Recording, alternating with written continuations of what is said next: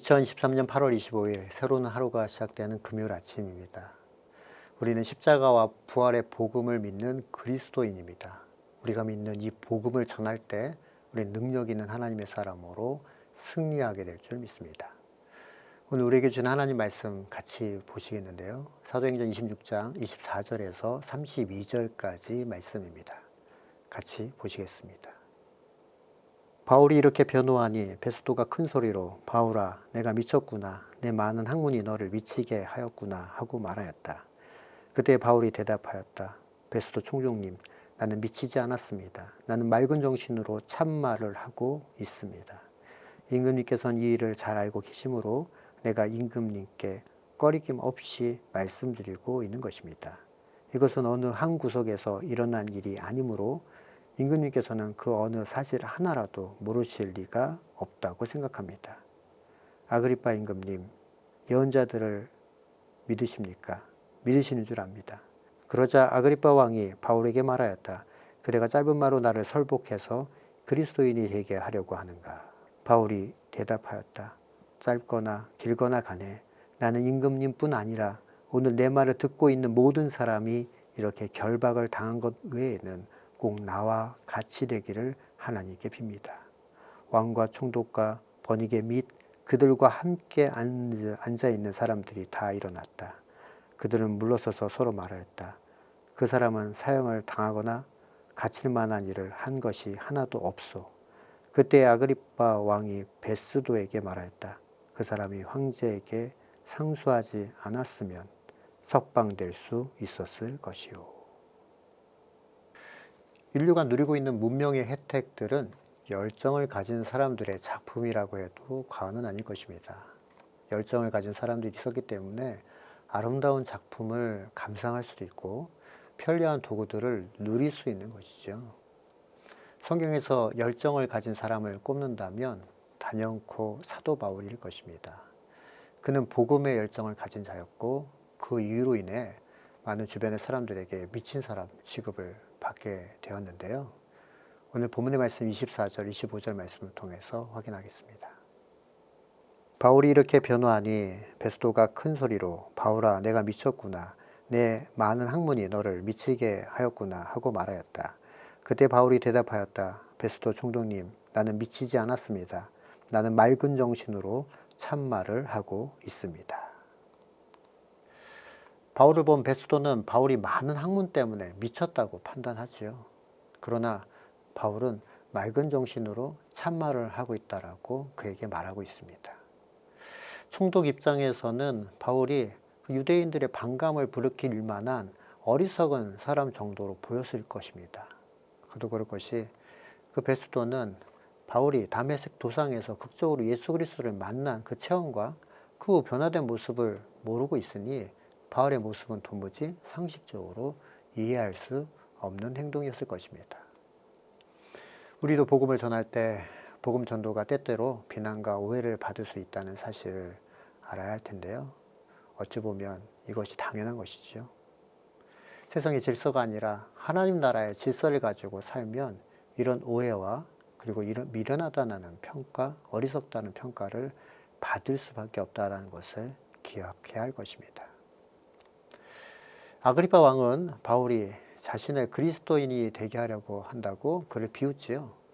바울은 결박된 것 외에는 모든 사람이 자신처럼 됐으면 좋겠다라고 원하고 선포합니다. 28절, 29절입니다. 그러자 아그리파 왕이 바울에게 말하였다. 그대가 짧은 말로 나를 설복해서 그리스도인이 되게 하려고 하는가? 바울이 대답하였다. 짧거나 길거나 간에 나는 임금님뿐 아니라 오늘 내 말을 듣고 있는 모든 사람이 이렇게 결박당하는 것 외에는 꼭 나와 같이 되기를 하나님께 빕니다. 예수 그리스도를 인격적으로 만나기 전 바울은 유대 사람들에게 인정받고 존경받는 사람이었습니다. 그러나 예수 그리스도를 만난 후 사람들에게 조롱과 핍박을 받는 약자가 되죠. 바울은 그 전에 화려한 삶보다 복음과 함께 고난받는 자신의 삶의 자부심과 확신을 가지고 있었습니다. 그 표현이 사실 고린도후서 말씀에도 나와 있는데요. 이 말씀도 찾아보겠습니다. 고린도후서 6장 9절 10절 말씀입니다. 무명한 자 같으나 유명한 자요, 죽은 자 같으나 보라 우리가 살고 징계를 받는 자 같으나 죽임을 당하지 아니하고, 근심하는 자 같으나 항상 기뻐하고, 가난한 자 같으나 많은 사람을 부유하게 하고, 아무것도 없는 자 같으나 모든 것을 가진 자로다. 그는 자신을 복음을 전하는 삶에 대해서 이렇게 고백하고 있는 것입니다. 사랑하는 성도 여러분, 우리도 바울처럼 믿음의 눈으로 우리 자신의 삶을 바라보고 복음을 전하는 삶을 살아야겠습니다. 아그리파 왕은 베스도에게 바울이 상수하지 않는다면 석방될 것이다 라고 말하지요. 32절 말씀입니다. 그때 아그리파 왕이 베스도에게 말하였다. 그 사람이 황제에게 상수하지 않았으면 석방될 수 있었을 것이요. 바울은 상수하는 것을 택하지요. 그의 판단은 풀려날 기회를 잃어버리는 것처럼 보였을 것입니다. 그러나 바울이 로마에 가는 것은 지난 우리가 말씀을 통해서도 확인했지만 하나님의 뜻이었지요. 죄가 없음에도 불구하고 석방되지 않은 채 로마까지 가게 하시는 하나님의 깊은 섭리를 바울은 더욱더 신뢰하고 확신했던 것입니다.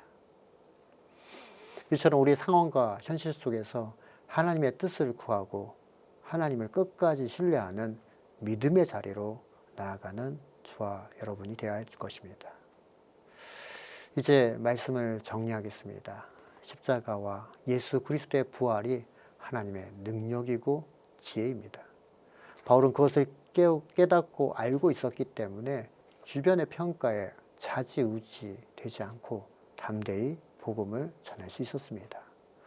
돈과 죄의 지위를 능력으로 삼고 온갖 지식과 처세술을 지혜로 삼는 세상에서 구원의 능력이며 하나님의 지혜인 십자가 예수 그리스도를 전하는 복된 삶으로 사도 바울이 그렇게 나아갔던 것처럼 오늘 우리의 삶 가운데 오늘 하루도 그렇게 복된 삶으로 나아가는 저와 여러분 되시길 예수 그리스도 이름으로 축원합니다.